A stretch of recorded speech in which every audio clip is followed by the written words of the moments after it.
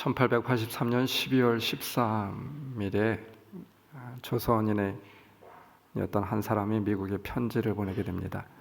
미셔너리 리뷰라고 하는 그런 잡지에 기고를 하게 되었는데요. 제가 알기로는 아마 이것이 조선 사람이 미국의 어떤 잡지나 신문에 기고한 그런 처음의 일이 아닐까 싶어요.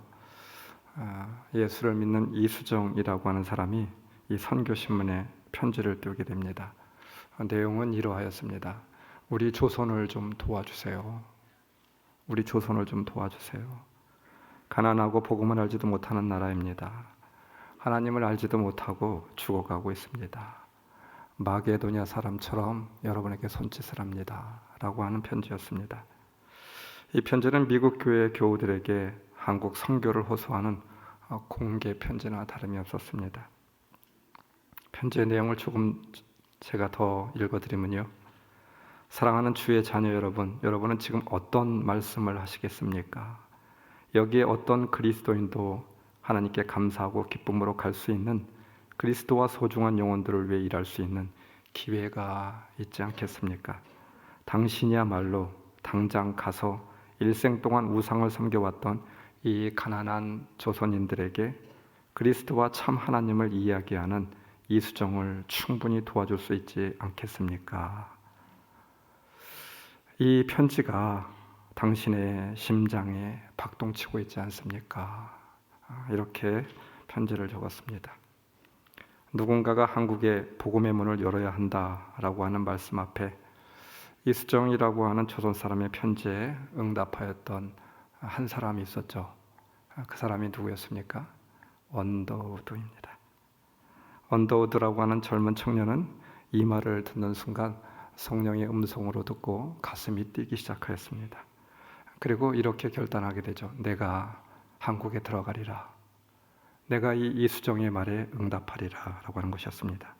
그래서 선교부에 한국에 선교사로 가겠다라고 파송해달라고 청원서를 내게 되었습니다. 그러나 안타깝게도 여러 차례에 걸쳐서 이 언더우드의 청원은 거절이 되고 말았습니다. 그 이유는 여러 가지가 있었습니다. 한국이 너무 위험하고 쇄국 정책을 쓰고 있기 때문에 지금은 외국인이 들어갈 수 없습니다. 당신도 들어갈 수 없습니다.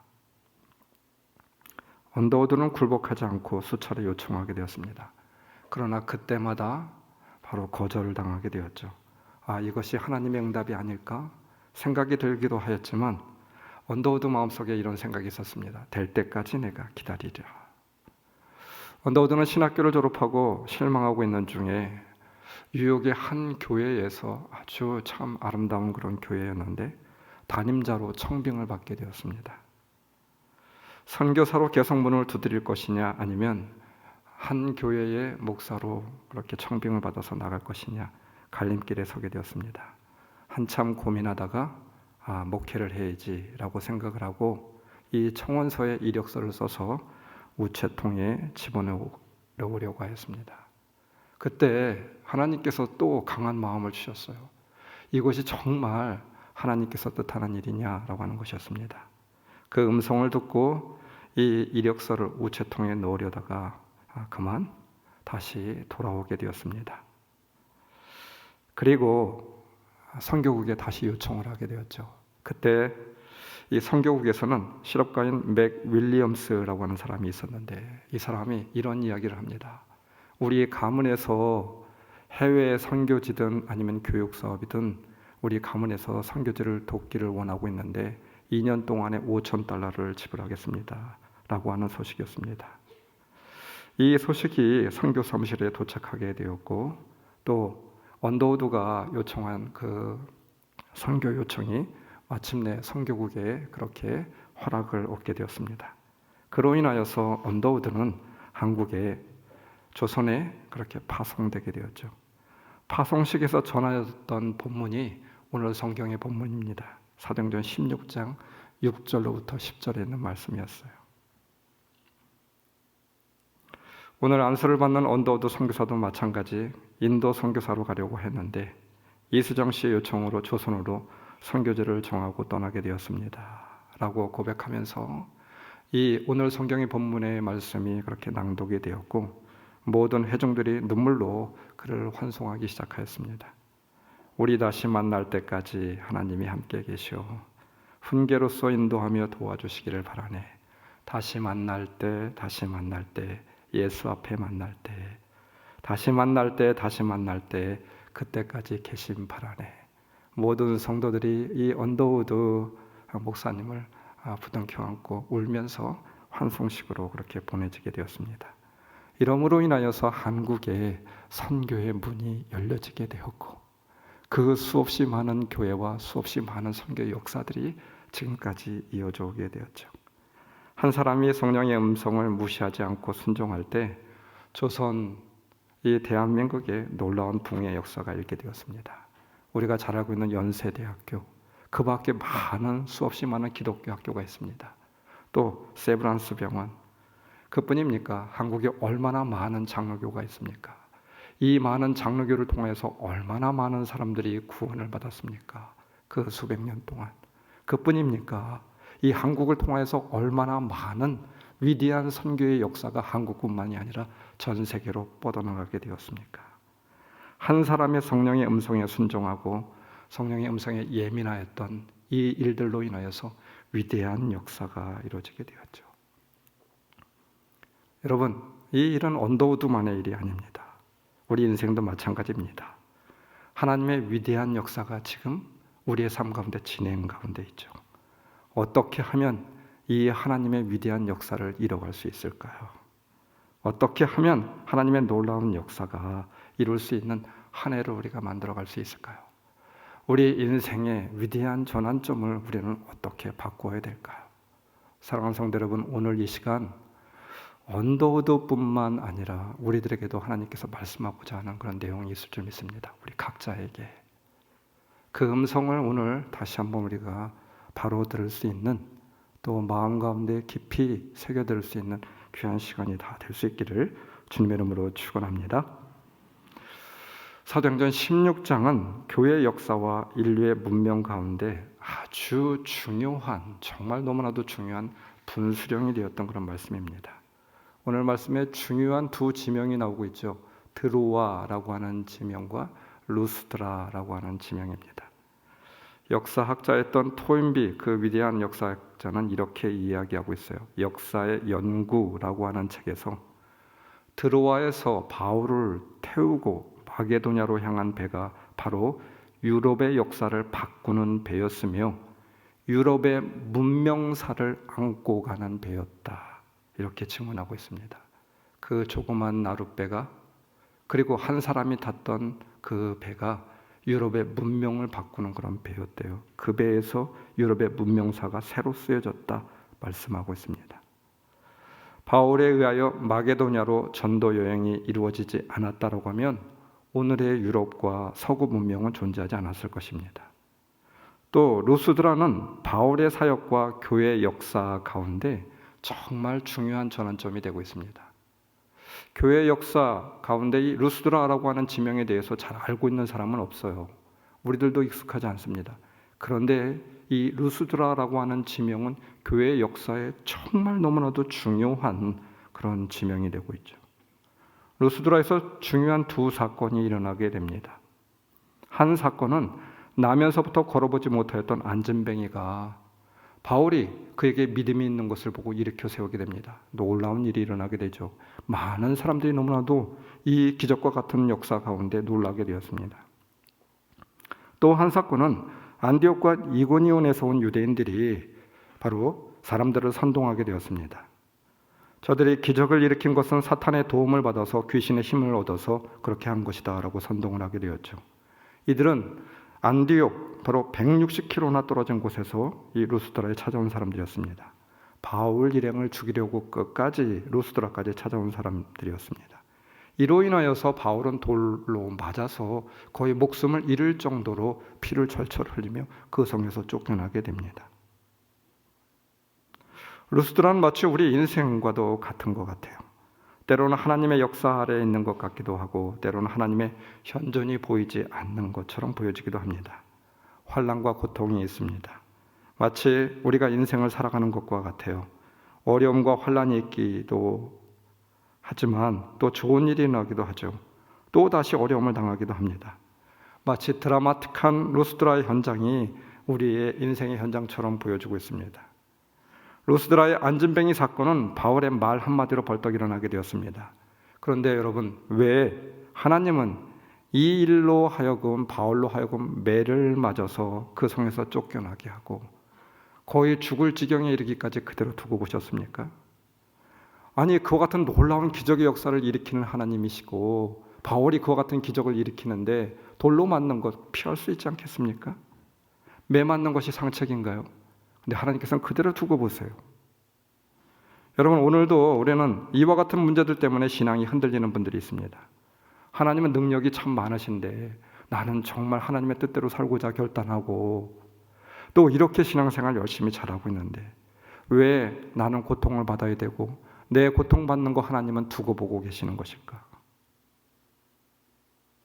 하나님의 사람이 어려움을 당하고 아파하는 것을 왜 그냥 내버려 두시는 것입니까?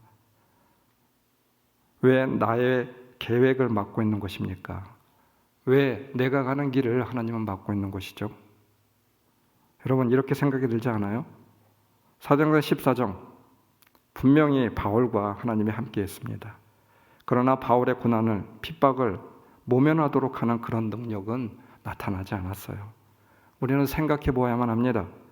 사도 바울이 맞는 매에는 그 속에 하나님의 깊은 구원의 경륜, 하나님의 뜻이 담겨져 있죠. 왜 주님은 안진뱅이를 일으키셨고 그것을 또한 죽을 정도로 돌로 만난 박해를 허락하셨을까? 우리는 이것을 알아야만 합니다. 말씀 14장 21절 사도행전 많은 제자를 얻은 뒤에 라고 하는 말이 쓰여져 있습니다. 마세듀오라고 하는 말이죠. 제자라고 하는 말이 사도행전에서 처음 여기서 그렇게 쓰여지게 되었습니다.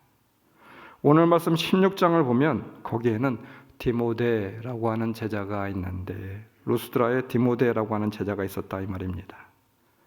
디모데가 여기에서 바울을 만나게 되었고 디모데는 바울의 제자가 되게 되었고 예수님의 제자가 되게 되었죠. 그리고 디모데를 통하여서 초대교회는 정말 분수령과 같은 놀라운 일들이 일어나게 됩니다. 사도 바울에게 있어서 어떻게 짧은 인생을 살아가면서 그렇게 위대한 일을 할 수 있었겠습니까? 라고 질문하게 된다라고 하면 사도 바울은 분명히 이렇게 말했을 것입니다. 그것은 내가 한 것이 아니고 나와 함께 하고 있었던 디모데와 함께한 일이었습니다. 이렇게 말했을 것입니다. 사도 바울이 죽으면서도 디모데를 초대교회에 남겨두고 내 영적인 아들을 남겨두고 내가 떠날 수 있어서 너무 감사하다 이렇게 고백하고 있어요. 마지막 유언과도 같은 두 차례의 편지 디모데 전후서 또 바울의 6개의 편지 디모데와 함께 공동으로 쓴 편지였습니다. 어떤 편지였습니까? 고린도 후서, 빌립보서, 골로새서, 데살로니가 전후서, 빌레몬서. 사도 바울이 쓴 편지가 같이 디모데와 함께 그렇게 썼던 편지입니다. 그래서 이처럼 사도행전 16장은 인류의 역사와 교회 역사 가운데 중요한 두 전환점이 되는 그런 지명을 소개하고 있었던 것이죠. 여러분, 하나님이 문을 닫으시는 이유가 있습니다. 하나님께서 문을 닫으시면 새로운 문을 여시는 것이죠.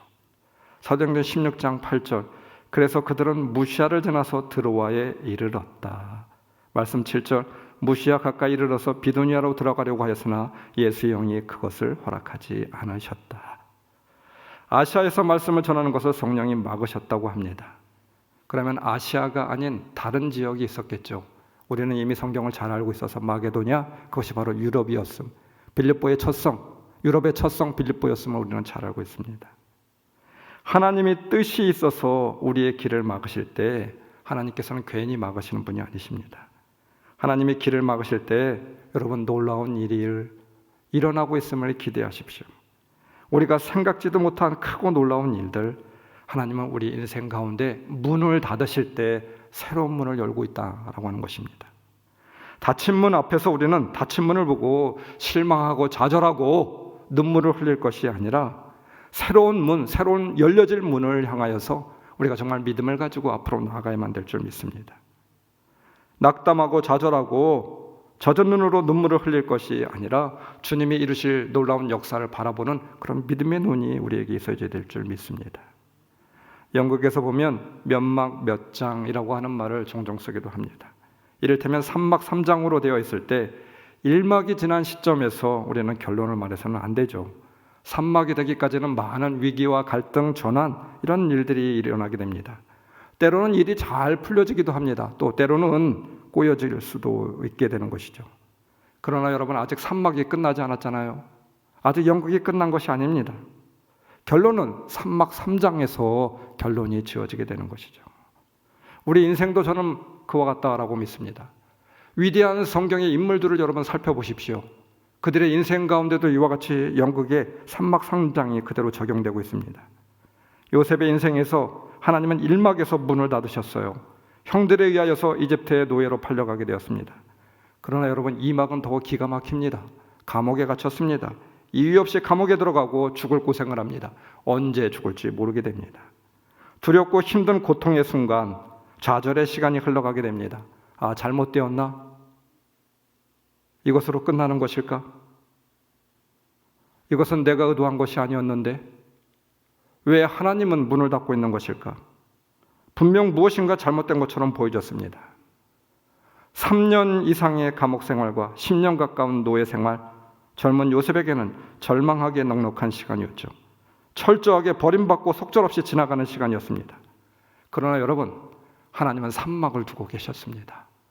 그 3막에서 하나님이 원하시고 하나님이 결론 내리셨던 것은 무엇입니까? 요셉은 애굽의 총리가 되어야만 됐습니다. 요셉의 가족을 통하여서 애굽에서 430년 동안 그렇게 인큐베이터 생활을 해야만 됐습니다.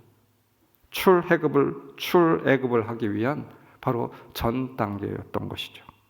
하나님께서는 요셉을 통하여서 이 위대한 일을 이루고 있었잖아요. 모세는 어떠합니까? 모세도 3막 3장입니다.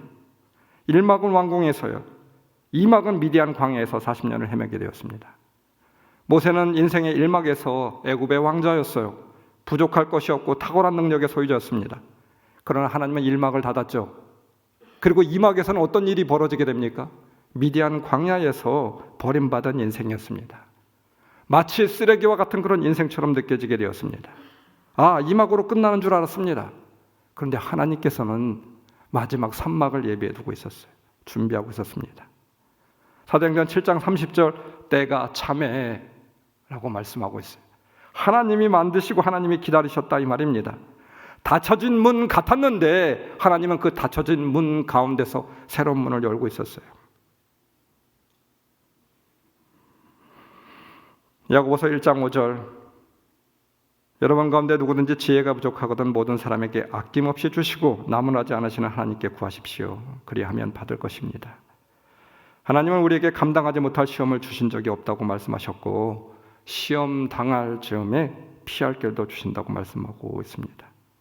하나님께 구하라고 하십니다. 닫힌 문 앞에서 절망함이 아니라 새로운 문, 열려질 문, 그 문을 기대하고 인도하심을 구하라 말씀하고 있죠. 여러분, 지금 열린 문이 어디인지, 하나님이 열어둔 문이 어디인지 알게 해주세요. 이것이 우리의 기도가 되어야 되겠죠. 고통스럽고 힘들고 어려운 상황 가운데서도 힘들어하고 좌절하고 낙담할 것이 아니라 하나님이 열어주실 문을 기대하며 믿음으로 나아가는 성도를 하나님께서 기뻐하지 않을까요? 이것이 성도의 기도가 되어야 되지 않을까요? 내가 원하는 대로 열려지는 문이 옳은 것입니까? 내 인생 가운데 내가 원하는 대로 열려지는 그 문이 성공의 문입니까? 아니겠죠. 그러면 무엇입니까? 하나님이 원하시는 대로 열려지는 문이, 그 문이 바른 문이고 성공의 문입니다. 그렇지 않습니까? 내가 원하였다고 해도 하나님이 원하시는 것이 아니라고 하면 그 문은 닫혀져야만 됩니다. 반대로 내가 원하지 않았다고 하여도 하나님이 원하시는 일이라고 하면 열려질 것이며 우리는 그 문으로 들어가야 옳은 일입니다. 오늘 성경 결론부터 말하자면 하나님이 하신 일이었습니다. 바나바와의 결별 이후에 루스드라에서 영적인 아들 디모데를 얻게 되었어요. 아시아의 선교를 막은 후에 유럽, 마게도냐, 유럽의 선교를, 그 첫 선교를 열게 되었습니다.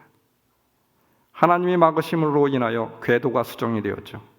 우리의 계획이 아닌 하나님의 계획으로 인도되게 되었습니다. 할렐루야.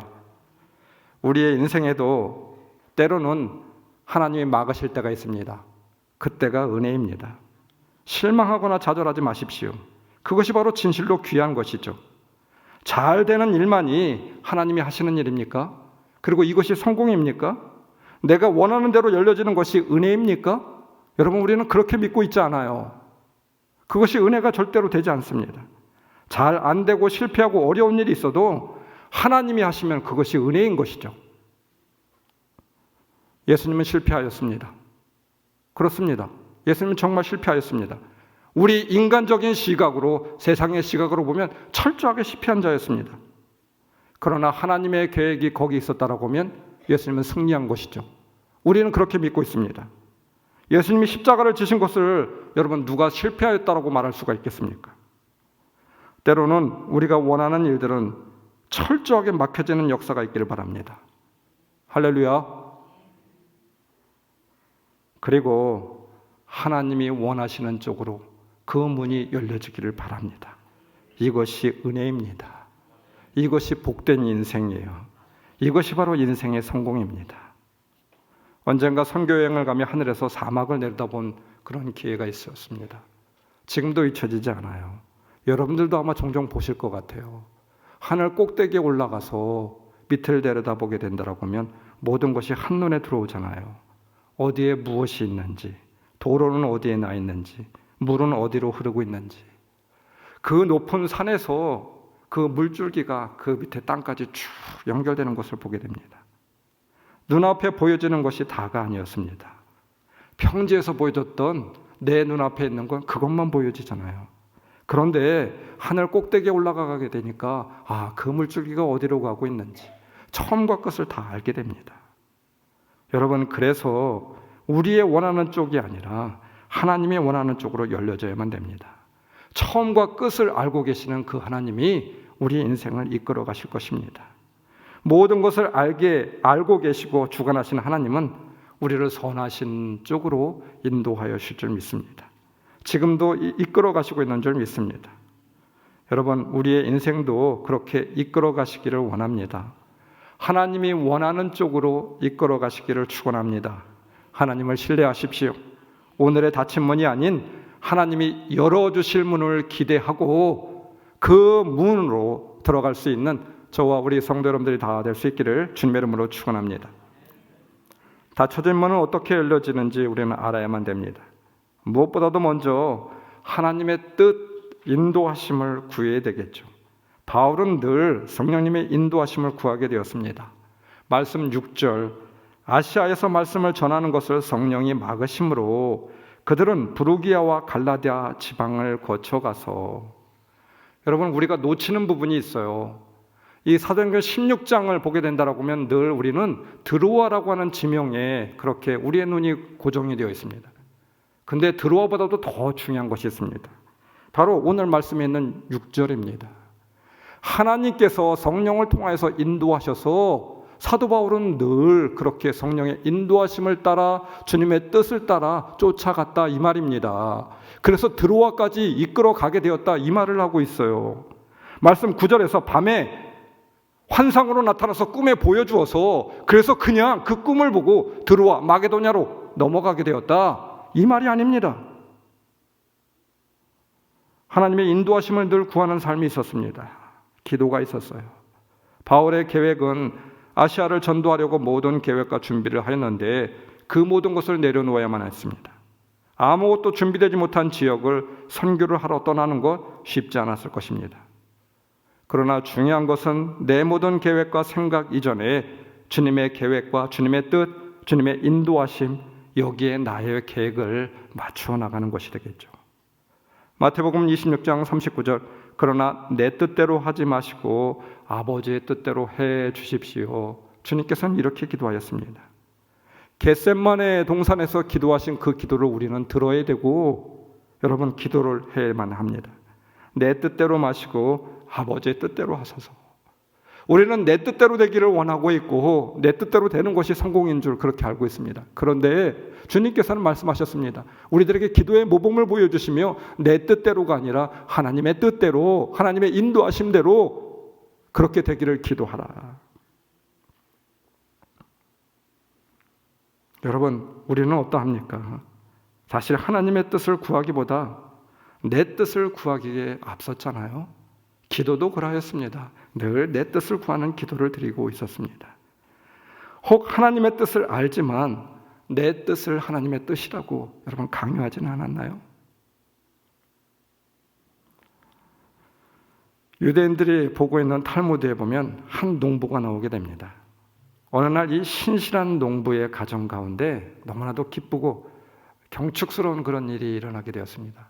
소가 새끼를 낳게 되었는데 한 마리를 낳은 것이 아니라 쌍둥이를 낳게 되었어요. 두 마리의 쌍둥이 송아지를 얻게 되어서 이 신실한 부부는 얼마나 기쁘고 감사했는지 모릅니다. 그때 이렇게 참 기특한 생각을 하게 되었어요. 아, 이건 보통 일이 아닌데 이렇게 우리 집에 큰 경사가 있게 되었는데 여보, 하나님께 감사해야 되지 않을까? 그럽시다. 당신 말대로 우리 하나님 앞에 감사를 올려드립시다. 얼마나 귀한 일이요. 우리 하나님께 소 한 마리를 드리면 어떻겠어요?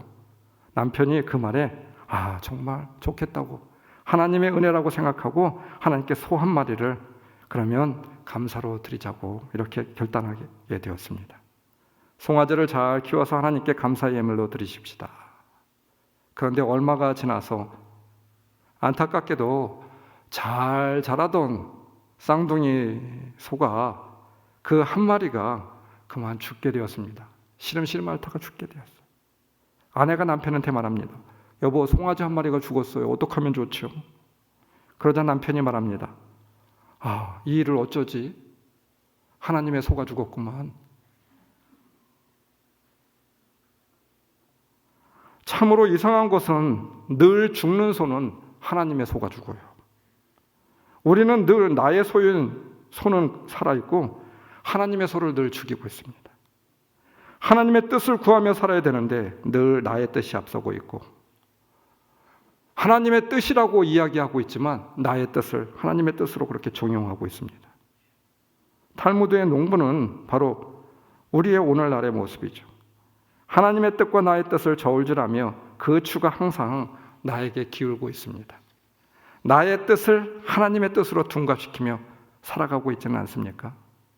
또한 하나님의 뜻을 알고 있지만 순종하는 것은 우리는 너무 더뎠습니다. 그래서 우리의 삶 가운데 늘 변화가 없어요. 제자리 걸음입니다. 주님이 기뻐하는 삶이 되지 못하고 있습니다. 주님의 뜻, 정말 주님께서 인도하신 대로 우리는 살아갈 수 없는 것이었죠. 하나님의 뜻을 따르려 할 때 우리가 반드시 알아야 될 것이 있습니다. 그것은 무엇입니까? 나의 선택권을 내려놓는 일입니다. 하나님의 인도하심에 내 모든 선택과 결정, 내 모든 운명, 내 모든 계획, 내 목숨까지도 내려놓는 그와 같은 결단이 있어야만 됩니다. 내가 원하는 쪽으로 내가 원하는 일로 되어지기를 바라는 것이 아니라 내 결정권을 겸손히 내려놓는데 바로 거기에 하나님의 뜻이 이루어지게 되는 것이죠. 늘 우리는 내 결정권을 가지고 내 뜻을 가지고 그것이 이루어지기를 원하였습니다. 그러지 않았나요?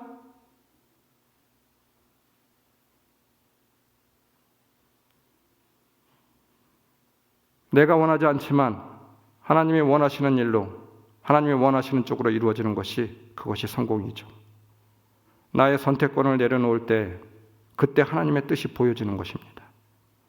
내 선택권을 내려놓지 않으면 영원히 하나님의 뜻은 보여질 수가 없어요. 하나님의 뜻이 이루어질 수가 없어요. 때로는 하나님의 뜻으로 인하여서 인내해야 되고 고난을 받아야 되고 힘듦과 어려움이 찾아올 수도 있습니다. 알 수 없는 미래가 열려질 수도 있어요. 한 치 앞도 모르는 막막한 인생을 살아갈 수도 있습니다. 바울이 그러하였습니다. 드로아에서 마게도냐로 넘어가는 것 너무나도 힘든 일이었죠. 그뿐이었습니까? 바울은 3차 전도 여행 때 예루살렘으로 가야겠다라고 하는 성령의 인도하심을 받게 되었습니다. 그 길은 죽는 길이었습니다. 핍박이 있고 환란이 있고 로마로 압송되는 길이었습니다. 이미 하나님의 뜻을 알고 있었습니다. 그러나 하나님의 뜻대로 가게 되죠. 하나님의 뜻을 알려고 할 때 나의 성공이나 평안을 기준으로 삼으면 안 됩니다. 하나님의 뜻이어도 어려움이 있을 수 있고 실패할 수 있고 나의 뜻과 다른 결과가 있을 수도 있습니다. 고난을 겪을 수 있음을 우리는 각오해야만 됩니다. 그럼에도 불구하고 나의 선택권을 내려놓을 때 우리는 바른 선택을 할 수 있습니다. 하나님의 뜻이 내 삶 가운데 이루어질 수 있는 것이죠. 말씀 10절, 우리는 마게도냐 사람들에게 복음을 전하기 위하여 이렇게 성경은 전하고 있어요. 바울 앞에 있었던 것이 있었습니다. 무엇이 하나님이 기뻐하는가 였습니다. 하나님이 무엇을 하기 원하심인가 물었습니다. 그리고 더 중요한 것이 있었어요. 하나님의 뜻을 아는 것보다도 더 중요한 것, 오늘 말씀의 핵심입니다. 말씀 10절, 그 환상을 바울이 본 뒤에. 우리와 바울의 차이점이 여기에 있는 것 같아요. 위대한 인생과 그렇지 못한 인생의 차이점이 바로 여기에 있습니다. 본 뒤에가 있고 없고가 그 차이점이죠. 위대한 인생은 본 뒤에 그 다음이 있었습니다. 그 다음이 믿음의 결단, 믿음의 순종, 믿음의 삶, 이것이 이어졌어요. 그러나 우리의 삶은 어떠합니까? 본 뒤에 본 것으로, 그것으로 족합니다. 그것으로 끝내버리죠. 본 뒤에 그 다음의 삶이 우리에게는 없었습니다. 본 뒤에 그 다음에 행동이 없죠. 또한 본 뒤에 행동이 바르지 못하였습니다. 하나님이 원하시는 쪽이 아닌 늘 내가 원하는 방향으로 결단하고 내 생각과 마음에 대한 그런 순종이었죠. 여러분, 닫혀진 문을 열고 싶습니까? 여러분, 인생 가운데 닫혀진 문이 있습니까? 그렇다고 하면 그 문을 열 수 있는 비결은 단 하나입니다. 어떻게 하면 될까요? 바울은 말씀을 듣는 자였고 성령의 음성에 예민한 사람이었습니다. 중요합니다. 그리고 인도하심대로 본 뒤에 그 다음에 삶의 순종, 삶의 결단이 있게 되었습니다.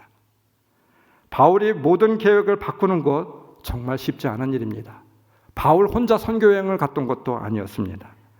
한낱 꿈이라고 치부해버릴 수 있습니다. 잠자다가 꿈 꿨던 것, 여러분, 뭐 그럴 수도 있지 생각할 수 있지 않겠어요?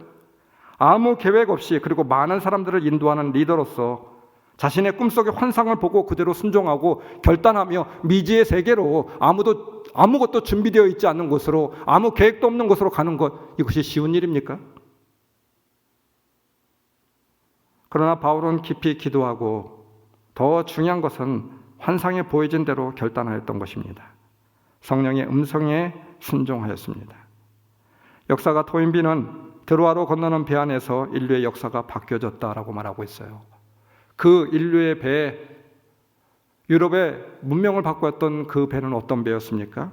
삶의 순종이 있었던 배였습니다. 성령에 예민하게 반응한 사람이 누구이든지 성령의 역사에 예민하게 반응하며 삶으로 순종하는 사람은 누구나 바울이 될 수 있는 것이죠. 그리고 그 인생은 드로아로 건너는 배 안이 됩니다. 우리 인생에 새로운 역사가, 새로운 문이 열려지게 되는 것이죠. 우리가 하나님의 뜻을 잘 깨닫지 못하는 것은, 여러분, 하나님께서 분명히 말씀하시지 않아서가 아니겠죠. 그러면 무엇입니까? 하나님은 이미 하나님의 뜻을 우리에게 알려주셨습니다. 보여주셨습니다. 그렇지 않습니까? 우리가 하나님의 뜻을 몰라서가 문제가 되는 것이 아니라 하나님의 뜻을 우리는 따르지 않는 것, 이것에 문제가 있는 것이죠. 하나님의 뜻은 분명합니다. 마태복음 22장 37절, 내 마음을 다하고 내 목숨을 다하고 내 뜻을 다하여 주 너의 하나님을 사랑하여라 하였으니, 이것이 가장 중요하고 으뜸가는 계명이다. 둘째 계명도 이와 같은데 내 이웃을 내 몸과 같이 사랑하여라 한 것이다. 이 두 계명에 온 율법과 예언서의 본뜻이 달려있다. 데살로니가전서 5장 16절, 항상 기뻐하십시오. 끊임없이 기도하십시오. 모든 일에 감사하십시오. 이것이 그리스도 예수 안에서 여러분에게 바라시는 하나님의 뜻, 하나님의 계획, 하나님의 인도하심입니다. 여러분, 말씀 속에서 하나님의 뜻이 무엇인가 말하고 있어요. 목숨을 다해 하나님을 사랑하고 이웃을 나 자신처럼 사랑하는 것 너무나 분명합니다. 이처럼 하나님의 뜻은 성경에 분명히 기록되어 있어요. 하나님의 뜻은 애매하지 않습니다. 하나님은 우리가 알 듯 모를 듯 인도하시는 분이 아니십니다. 우리가 정말 걱정해야 할 것은 앞으로 우리에게 어떤 일이 일어나느냐 하는 그런 미래가 아닙니다. 하나님의 뜻이 무엇일까? 내 인생 가운데 이것일까 저것일까 고민하는 것이 아니죠. 오늘 내게 왜 이런 일이 닥쳤는가? 이것이 하나님의 뜻일까? 탄식하는 것도 아닙니다. 하나님의 뜻이 무엇인가 고민하며 이것인가 저것인가 묻는 것이 결코 아닙니다. 이미 하나님은 우리에게 하나님의 뜻을 보여주고 명확하게 알려준 사실이 있어요. 네가 지금 목숨을 다하여 하나님을 사랑하고 이웃을 내 몸처럼 사랑하기를 힘쓰고 있느냐? 내일 일을 염려하지 말고 먼저 하나님의 나라와 그 일을 구하고 있느냐? 기도하고 있느냐? 기뻐하고 있느냐? 감사하고 있느냐? 이것이 하나님의 그런 핵심 말씀이죠. 하나님의 뜻입니다. 여러분, 우리는 이것으로 충분합니다. 하나님의 뜻은 어려운 것이 아니에요. 지금 나의 직장, 가정, 교회에서 내가 어떻게 하면 하나님이 기뻐하실까? 주님이 원하시는 일일까? 이것 하나만 생각하면 됩니다. 내가 원하고 내가 뜻하는 것이 아닌 하나님이 원하고 하나님이 뜻하는 바를 구하면 됩니다. 그것이 바로 하나님의 뜻이죠. 우리 삶을 향한 하나님의 뜻은 절대로 어려운 것이 아닙니다. 정말 그렇습니다. 여러분, 성경을 펼쳐서 매일 진지하게 말씀을 묵상하고 그 말씀이 내게 이루어지기를 기도하는 일이죠. 그렇게 기도해 보십시오. 그러면 하나님이 나에게 원하시는 것이 무엇인지 바로 알 수 있는 것입니다. 우리의 문제는 하나님의 뜻을 아는 것이 문제가 아니라 이미 아는 하나님의 뜻을 순종하는 것, 이것이 중요한 일이죠. 듣고 알고 있는 말씀을 순종하지 못하며 삶에 옮겨놓지 못하며 여러분 문제가 있는 거 아니었겠습니까? 말씀을 준비하면서 하나님의 인도하심 받기라고 하는 책 가운데 한 권사님의 간증을 보게 되었습니다. 교회의 특별 부흥 주간에 특별한 강사 목사님이 오셔서 이렇게 말씀을 그렇게 전해주시게 되었습니다. 목사님의 간증을 듣다 보니까 저분들처럼 하나님의 뜻을 잘 알고 하나님의 역사를 이루는 삶을 살 수 있었으면 참 좋겠다라고 하는 생각이 들게 되었습니다. 그런데 한편으로는 왜 나에게는 그러한 역사가 목사님들처럼 간증한 그런 분처럼 그런 역사가 일어나지 않을까 싶었습니다.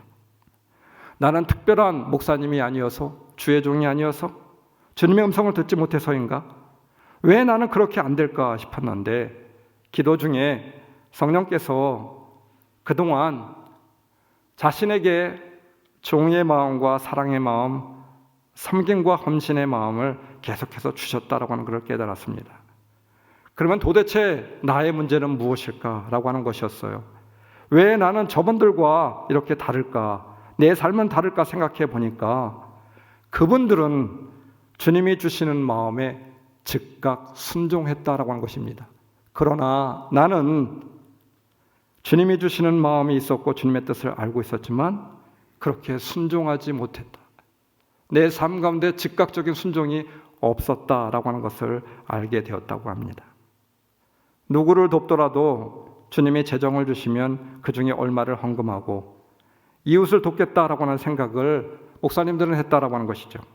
근데 자신은 지금 할 수 있는 것은 하지 않고 하나님께 자꾸 더 달라고, 더 주시면 하겠다라고 순종하지 않았습니다. 어린아이 같이 보채고 또 어린아이와 같은 그런 믿음을 가지고 살았기 때문에 자신의 삶에는 그런 간증이 없었다라고 하는 것을 깨닫게 된 것이죠. 그래서 결단합니다.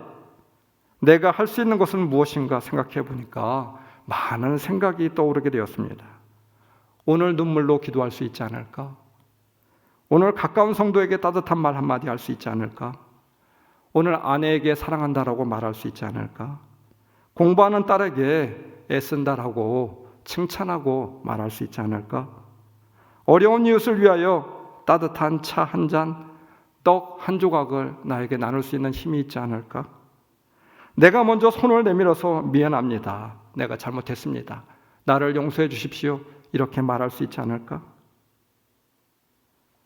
그러나 지금까지는 주님께서 그런 마음을 주셔도 순종하지 않았고, 그러면 주님께서 주신 마음은 금세 사라져버리게 되었습니다. 그래서 이제는 주님께서 주시면 바로 하자, 오늘 하자, 오늘 결단하자, 지금 순종하자, 지금 삶으로 순종하자, 이렇게 고백하고 이러한 삶을 살기로 결단하였다라고 하는 내용입니다. 사랑하는 성도 여러분, 이 권사님의 간증이 참 감동이 되지 않아요? 우리도 그렇게 하면 됩니다. 하나님의 뜻, 하나님의 인도하심, 여러분 이미 우리들에게 다 있습니다. 우리는 알고 있습니다. 문제는 뭐냐면 우리가 그 하나님의 뜻을 결단하지 못하고 삶으로 순종하지 못하여서 하나님의 뜻이 이루어지지 못하였던 것이죠. 찰슨 헤돈 스퍼전 목사님이 가슴 뛰는 삶에 대하여서 설교하였습니다. 어떻게 하면 가슴 뛰는 삶을 살아갈 수 있을까? 우리가 너무나도 잘 알고 있는 찬양이 있어요. 목사님은 이렇게 노래합니다. 할 일이 생각나거든 지금 하십시오. 오늘 하늘은 개어있지만 내일은 먹구름이 보일런지 모릅니다. 어제는 이미 당신의 것이 아니니 지금 말하십시오. 내일은 당신의 것이 아닐지 모릅니다. 사랑하는 사람이 언제나 당신 곁에 있는 것이 아닙니다. 사랑하는 말이 있거든 지금 하십시오. 미소를 짓고 싶거든 지금 웃으십시오. 당신의 친구가 떠나기 전에 장미가 피고 가슴이 설레일 때 지금 당신의 미소를 보여주십시오. 불러야 될 노래가 있다라고 하면 지금 부르십시오. 당신의 해가 저물면 노래 부르기엔 너무 늦을지도 모릅니다. 여러분, 스펄전 목사님의 시 가운데 참 우리의 마음에 와닿는 부분이 있습니다. 올 한 해 다른 큰 일을 하기보다는 위대하고 거창한 일을 할 수 없을지라도 작은 것이지만 오늘 할 수 있는 일, 오늘 주님께서 나에게 말씀하시는 것, 오늘 내가 알고 있는 주님의 뜻, 그것을 내 삶 가운데 작게나마 실천하는 것, 지금 결단하며 순종하는 것, 이것이 바로 스퍼전 목사님의 그런 말씀처럼 가슴 뛰는 삶을 살아갈 수 있지 않을까요? 오늘 가슴 뛰는 삶을 살아갈 수 있다라고 하면 내일도 그리고 올 한 해도 우리의 삶이 가슴 뛰는 삶이 되지 않을까요? 사랑하는 성도 여러분, 오늘 우리들에게 주신 하나님의 말씀이 무엇입니까? 그 말씀을 삶으로 순종하며 결단하며 나아갈 수 있는 우리 좋은 교회와 성도 여러분들이 다 될 수 있기를 주님의 이름으로 축원합니다. 우리 말씀을 기억하시면서 우리 기도합시다. 하나님, 우리에게 주신 것이 무엇입니까? 하나님의 뜻이 무엇입니까? 아버지, 우리가 결단하지 못하고 순종하지 못하며 살아왔습니다.